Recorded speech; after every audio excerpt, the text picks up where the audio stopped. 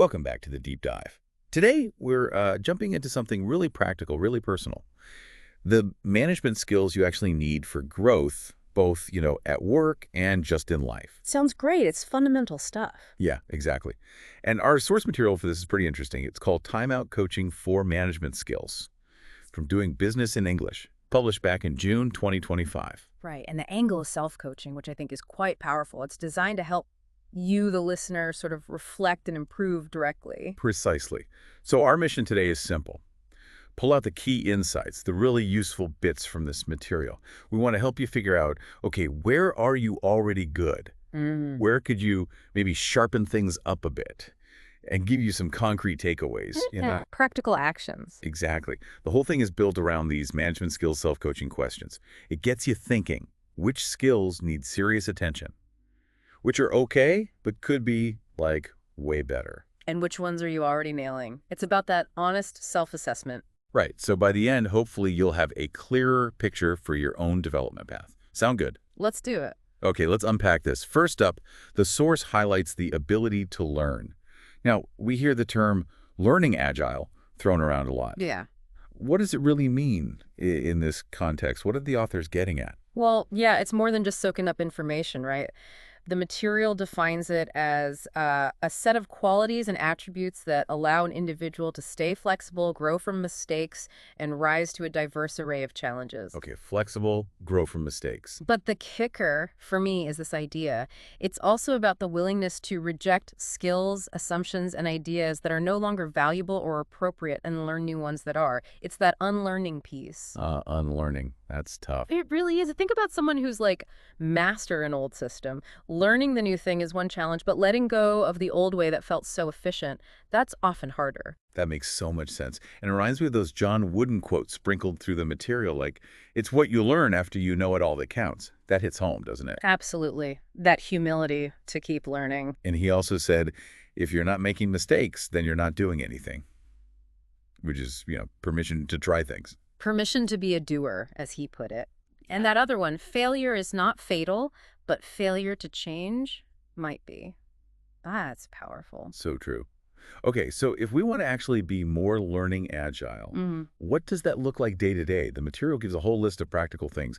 Out of all those, what really jumps out to you? What's the most impactful question or action someone could take? Good question. For me, it might be that habit of constantly asking what else? What are 10 more ways I could tackle this? Or even, what are some really radical things I could try? Pushing past the obvious. Exactly. It forces you out of your usual thinking patterns. And the other one is seeking out those stretch assignments. The ones where you're not totally sure you'll succeed. Yeah, the uncomfortable ones. That's where the real growth happens. Because you will make mistakes, you might even fail, but then you have to actually capture the lessons learned. It's about actively seeking the learning opportunity. Okay, actively seeking it. Got it. And the source pushes us with some tough reflection questions too, where is communication working well for you and where isn't it? When do those breakdowns happen? Right, identifying patterns. And understanding your strengths. In which situations do you communicate most effectively? Plus, that really practical one. Is the current situation painful enough? And is the benefit of changing big enough to actually make you try something new? That last one. That's the motivation question, isn't it? Is it worth the effort? It really is. It bridges knowing and doing. Absolutely. Okay, so building on learning, we inevitably hit problems. The material frames life as a series of problem-solving opportunities. I kind of like that reframe. Me too. It shifts the perspective, doesn't it? And Rick Warren's quote in there fits perfectly. The problems you face will either defeat you or develop you, depending on how you respond to them. Develop or defeat. Your choice. Exactly. And Einstein's point is crucial, too, that we often can't solve problems using the same thinking that created them.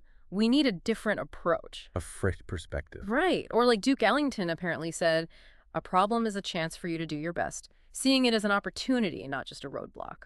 Love that positive spin. So to help us structure it, the material gives us 5 steps for problem solving. Let's see.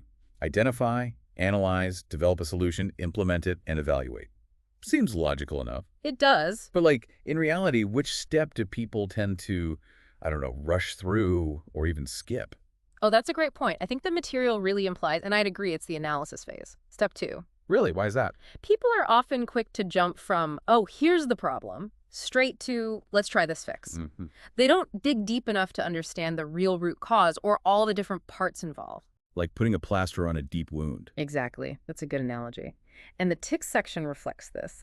Things like frame the problem carefully, don't make assumptions, find the roots, look at it from different angles, maybe use that 5 whys technique. It's all about that deeper analysis. So being a detective first. Precisely. Be a detective before you try to be the engineer fixing it. The material also suggests listing tons of solutions, even wild ones. Even the unbelievable ones, it says. Yeah, because sometimes the best ideas seem crazy at first, and it pushes you to be open-minded, trial things quickly, maybe have a few options going at once. It's that adaptive approach again. It comes back to John Wooden too, doesn't it? Things work out best for those who make the best of the way things work out. Perfectly put. Adapt and make the best of it. Okay, great stuff on problem solving. Let's move on to the next skill. Planning. This isn't just making lists, obviously. It's more strategic, right? Absolutely. And the tips here are really practical, like constantly asking, is this urgent or is it actually important? And what's the real value of doing this task? Urgent versus important. That's classic, but hard to stick to. It really is. We get sucked into the urgent firefighting. Another big one is about meetings minimizing the unproductive ones, focusing only on those that genuinely create value. That alone could free up so much time. Tell me about it. And then there's breaking big goals down into tasks, even mini tasks with deadlines. It sounds basic, but it builds momentum and makes things feel less overwhelming. All right, bite-sized pieces. Yeah, and working backward from the goal, that's a smart technique to make sure you haven't missed any crucial steps along the way. Okay, work backward. I like that. But it also reminds us, plan, commit, but acknowledge that plans change. You need some flex in there. The world rarely follows our neat little plans. So true. Okay, now, this next one feels especially relevant today. Being agile and adaptable. And the source actually breaks agility down into different types. That's interesting. Yeah, this breakdown is really useful, I think, because agile can feel a bit vague otherwise. So there are 5 types they talk about. Okay, what are they? First is mental agility. This isn't just being clever. It's about critical thinking, seeing connections others miss, expanding possibilities, like applying an idea from a totally different field. Got it. Thinking differently. Then, people agility. This is all about understanding and relating to others, especially when things get tough. How do you bring people together and get the best out of them collectively? The interpersonal side makes sense. Third is change agility. This is key. It's about actually enjoying experimentation, being curious, and handling the discomfort that naturally comes with change. Some people fight change. Agile people lean into it. Embracing the uncertainty. Right. Then results agility. This is about delivering even when it's the first time you've faced a situation, when things are ambiguous. Inspiring the team, building confidence, getting it done. Delivering under pressure. Exactly. And finally, underpinning it all is self-awareness. Really knowing yourself, strengths, weaknesses, triggers, and crucially understanding how your actions impact others. Without that, the other agilities are hard to master. That makes total sense. Self-awareness as the foundation. And John Wooden pops up again here, defining adaptability simply as being able to adjust to any situation at any given time. Such a clear definition. And that other quote, do not let what you cannot do interfere with what you can do. It's about focusing on what's possible, your agency. Yes. Leverage your strengths. Don't get bogged down by limitations. And his other classic line applies here too. Things turn out the best for those who make the best of the way things turn out. It's that proactive mindset again. It really is a mindset thing, isn't it? Hugely. And the material draws a distinction between agile people and adaptable people.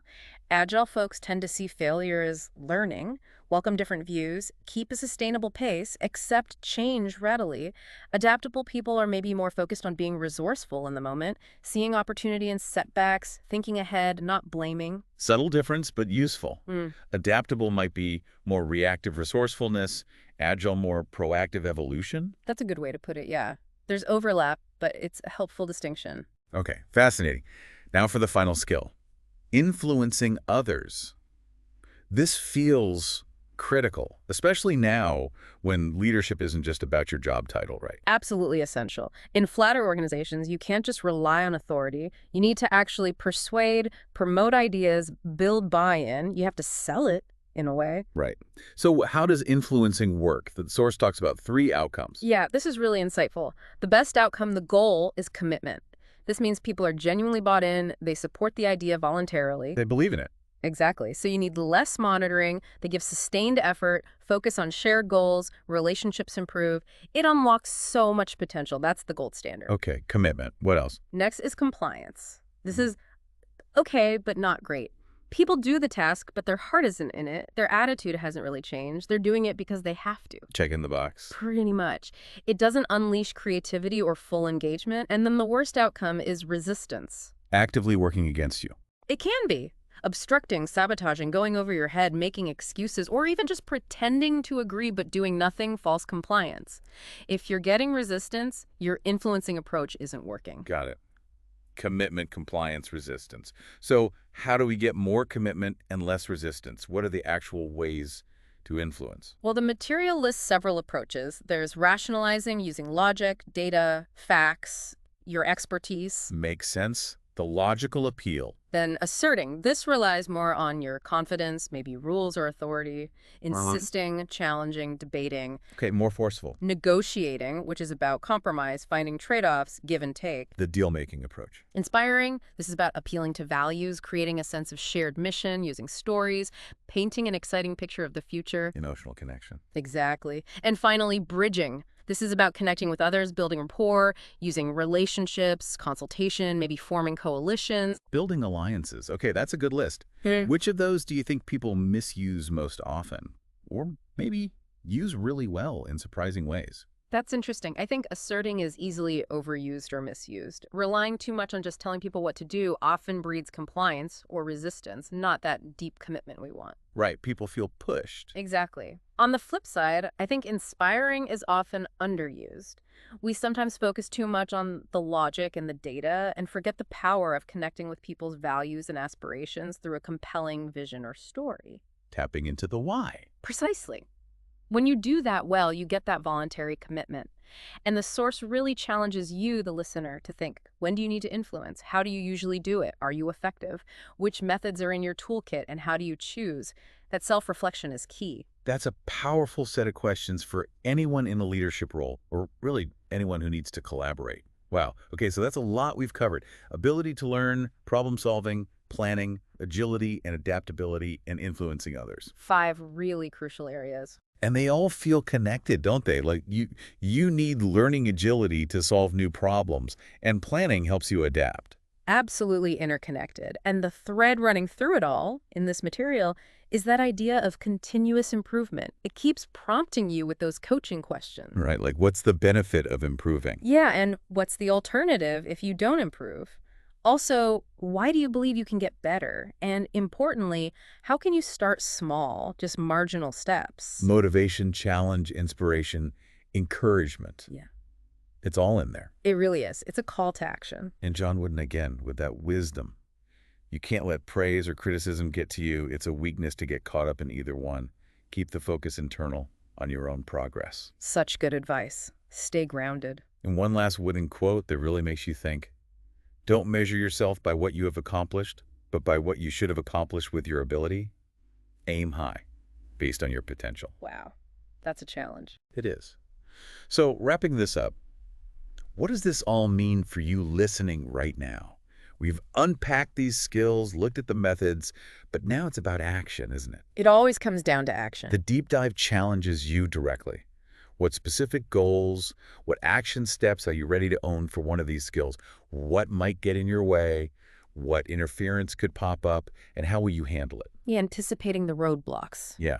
And maybe most importantly, what one specific action are you committing to right now? And how will you hold yourself accountable? That's where the real change happens. Turning insight into impact. Exactly. The power's in your hands now.